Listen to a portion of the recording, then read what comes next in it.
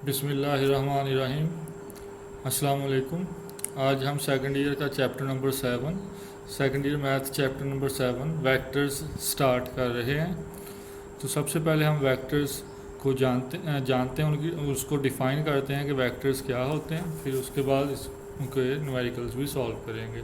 तो सबसे पहले दो तरह की क्वांटिटीज़ हमें मेन मिलती हैं जी। एक होती हैं स्केलर क्वांटिटीज़, दूसरी होती हैं वेक्टर क्वांटिटीज़। स्केलर क्वांटिटीज़ क्या होती हैं, कौन सी होती हैं? ऐसी क्वांटिटीज़ को स्केलर क्वांटिटीज़ कहा जाता है जिनको ज़ाहिर करने के लिए सिर्फ़ और सिर्फ मैग्नीट्यूड की ज़रूरत होती है, जैसे कि टेम्परेचर, लेंथ, टाइम वगैरह वगैरह। इनमें हमें कोई भी डायरेक्शन शो करने की ज़रूरत नहीं पड़ती, वैसे ही बता दिया जाएगा कि 30 सेंटीग्रेड, या अगर लेंथ है तो 3 मीटर। इसमें जो है हमें सिर्फ़ और सिर्फ मैग्नीट्यूड की ज़रूरत होती है, जबकि वेक्टर क्वांटिटी ऐसी क्वांटिटी होती है जिसमें मैग्नीट्यूड के साथ साथ डायरेक्शन की भी ज़रूरत होती है। डायरेक्शन के बगैर हम जो है वेक्टर क्वांटिटी को पूरा एक्सप्लेन नहीं कर सकते। जैसे फोर्स, तो अगर बताया जाए किसी बॉडी पे 5 न्यूटन फोर्स लगाई गई, तो साथ में अगर ये डायरेक्शन नहीं बताई जाएगी तो वो बात अधूरी रह जाएगी, साथ में डायरेक्शन भी बतानी पड़ेगी। उसके बाद है जी वेक्टर्स के बाद रिप्रेजेंटेशन ऑफ वेक्टर्स। वेक्टर्स को ज़ाहिर कैसे करते हैं, लिखते कैसे हैं, लिखने का क्या तरीका है? तो ये 3 तरीक़ों से हम आमतौर पे लिखते हैं। या तो ये ए बी एक वेक्टर हो तो उसके ऊपर एरो लगा के, और इसको पढ़ेंगे वेक्टर ए टू बी, और ए जो पॉइंट होगा इसको इनिशियल पॉइंट कहेंगे, और बी जो होगा इसका टर्मिनल पॉइंट होगा। या फिर इसको बोल्ड फॉर्म में लिखते हैं जैसे ये वी लिखा गया है, या फिर अंडरलाइन फॉर्म में भी लिखा जा सकता है। उसके बाद है जी मैग्नीट्यूड और लेंथ ऑफ अ वेक्टर।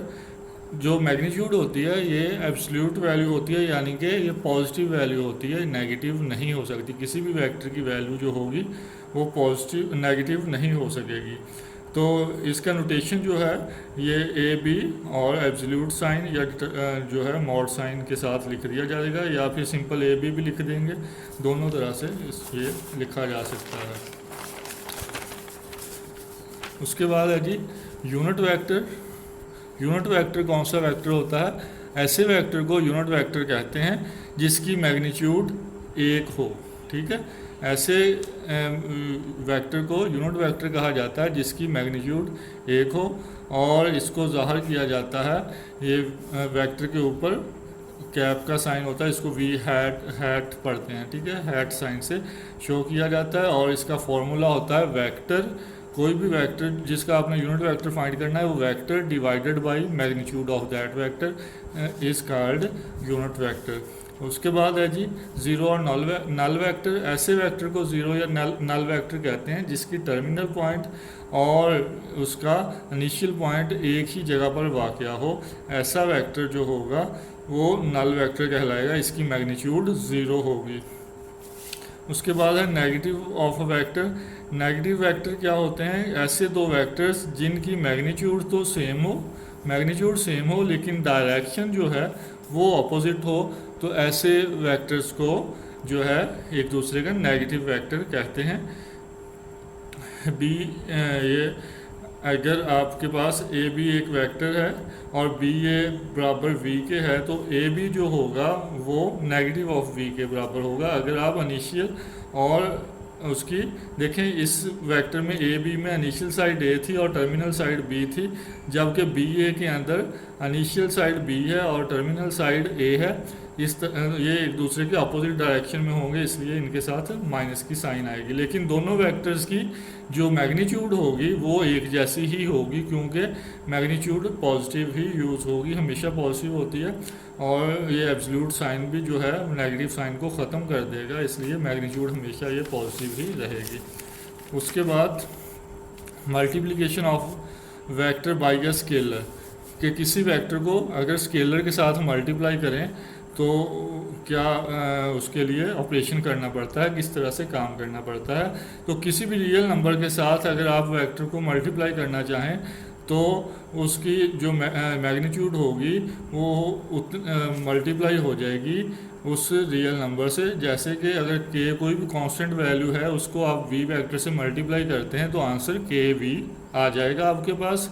अगर तो वो रियल नंबर जो है जिससे मल्टीप्लाई किया जा रहा है वो पॉजिटिव होगा तो फिर जो ओरिजिनल वेक्टर और जो स्केलर प्रोडक्ट है दोनों की डायरेक्शन सेम होगी अगर पॉजिटिव नंबर के साथ मल्टीप्लाई करेंगे। अगर नेगेटिव नंबर के साथ मल्टीप्लाई करेंगे तो फिर पहले जो ओरिजिनल वेक्टर था और जो स्केलर प्रोडक्ट के बाद हासिल हुआ दोनों की डायरेक्शन ऑपोजिट हो जाएगी अगर नेगेटिव नंबर से मल्टीप्लाई किया जाएगा।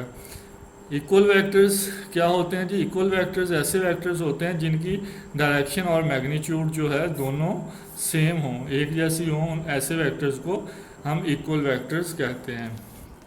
उसके बाद पैरेलल वेक्टर्स। पैरेलल वेक्टर्स कौन से वेक्टर्स होते हैं?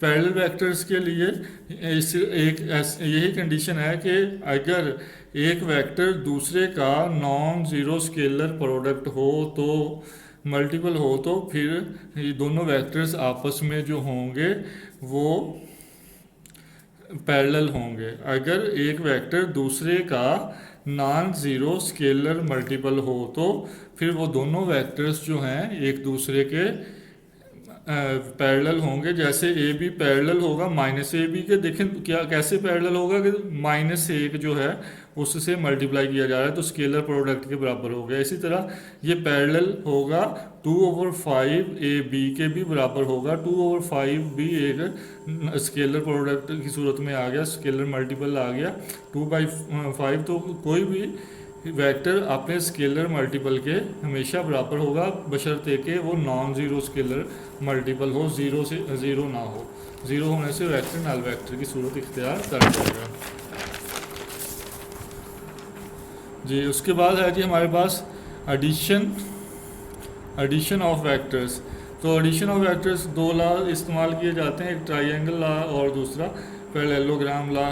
तो ट्राइएंगल लॉ में क्या होता है कि दो वेक्टर्स अगर आपको दिए गए हैं और उनकी एक की जो है टर्मिनल पॉइंट दूसरे के जो है इनिशियल पॉइंट एक जैसा है, एक वेक्टर का टर्मिनल पॉइंट दूसरे का इनिशियल है तो उस वक्त हम ट्राइएंगल लॉ यूज़ करते हैं। जैसे ए बी एक वेक्टर है, दूसरा बी सी है, तो ए बी की जो है टर्मिनल साइड जो बनेगी ए बी की टर्मिनल साइड बी बनेगी और इसी तरह दूसरा बी सी है तो बी सी की इनिशियल जो है वो बनेगी बी और इस तरह से बी जो है कॉमन बन जाएगा।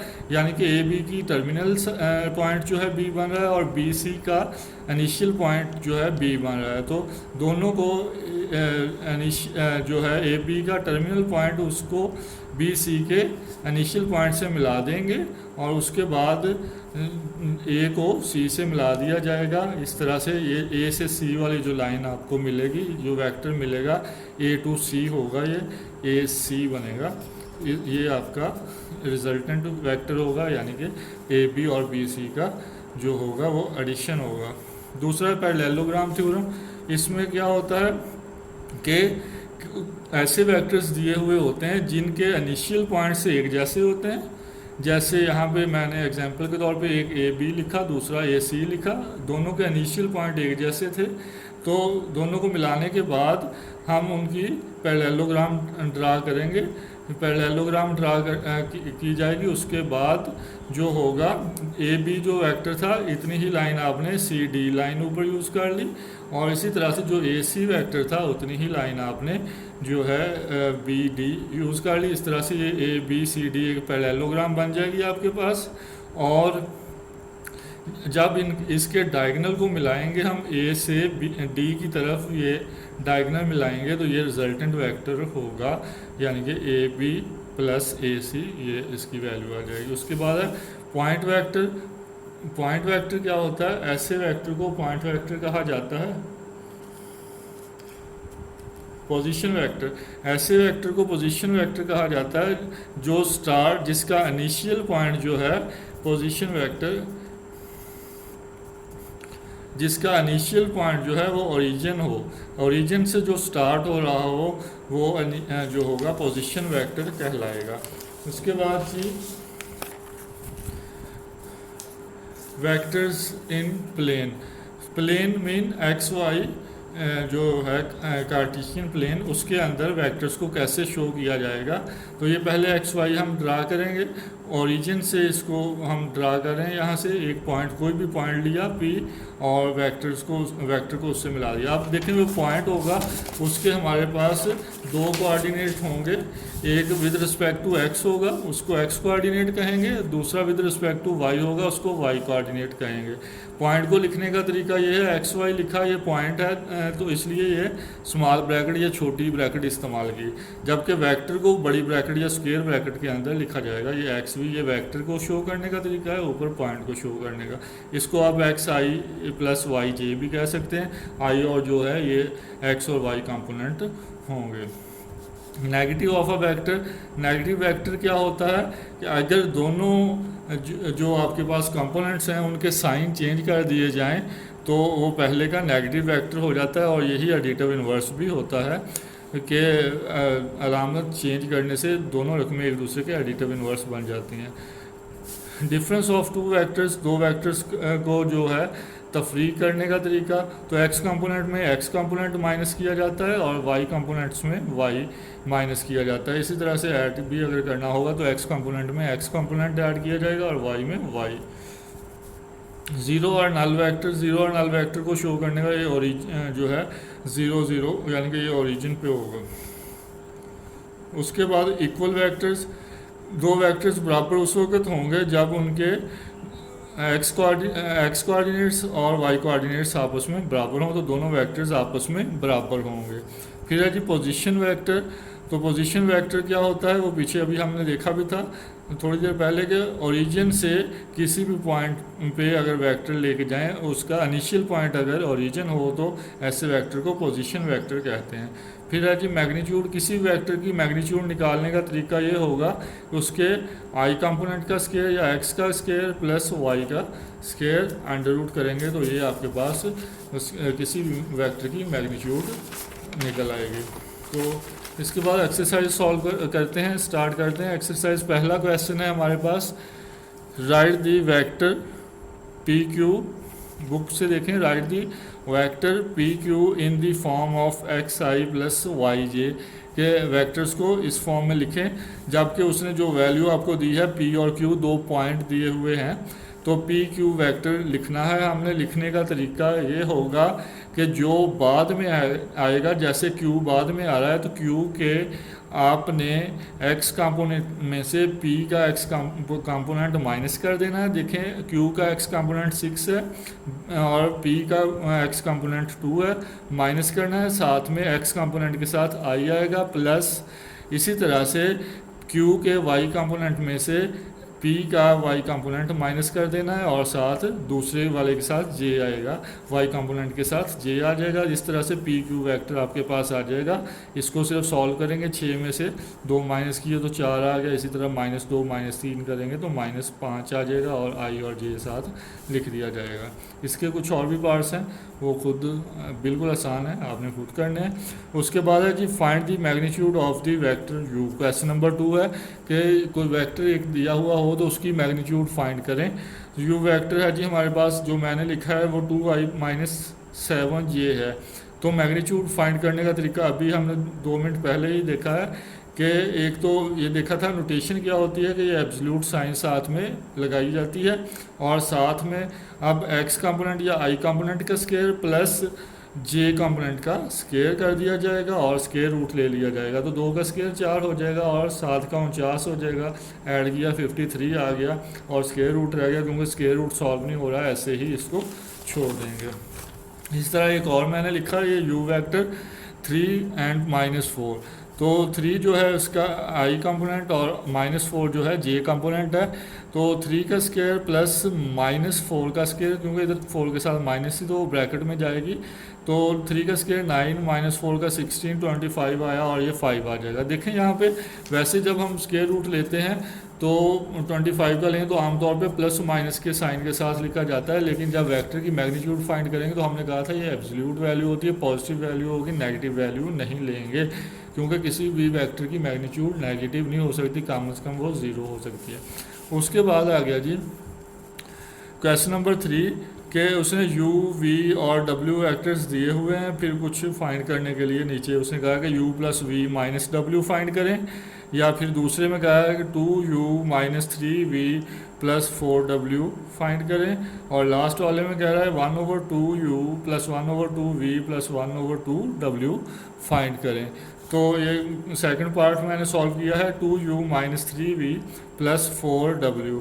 तो 2 लिखा, उसके बाद u वाला वेक्टर जो बुक पे दिया गया था 2i माइनस 7j वो पुट कर दिया u की जगह पे, माइनस आगे और ये 3 लिख दिया गया, फिर v वाला वेक्टर लिख दिया जाएगा, v का वेक्टर था माइनस आई माइनस 6j वो लिख दिया, प्लस 4 और उसके बाद w का जो था वेक्टर माइनस आई प्लस जे वो लिख दिया गया।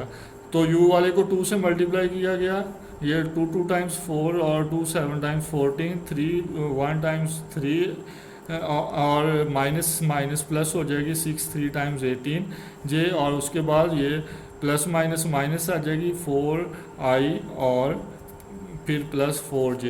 अब i कंपोनेंट्स आपस में ऐड या सब्ट्रैक्ट हो जाएंगे और j कंपोनेंट्स आपस में हो जाएंगे। देखिए ये आपके पास प्लस 4i था और माइनस 4i कंपोनेंट ये कैंसिल हो जाएंगे, माइनस वाला 3 जो है ये बच गया था, यहाँ पे लिख दिया गया। इसी तरह से ये सॉल्व किया तो प्लस के आपके पास 18j और 4j 22 हो जाएगा, 22 में से 14 माइनस करेंगे तो 8j बच जाएगा। इस तरह से ये क्वेश्चन सॉल्व होगा। इसी तरह इसका जो थर्ड पार्ट है उसमें आप चाहें तो 1/2 तीनों के साथ मल्टीप्लाई हो रहा है तो 1/2 को कॉमन ले लें, कॉमन लेके u, v और w को जमा कर लें और फिर 2 पे डिवाइड कर दें, इस तरह से आपको आंसर मिल जाएगा।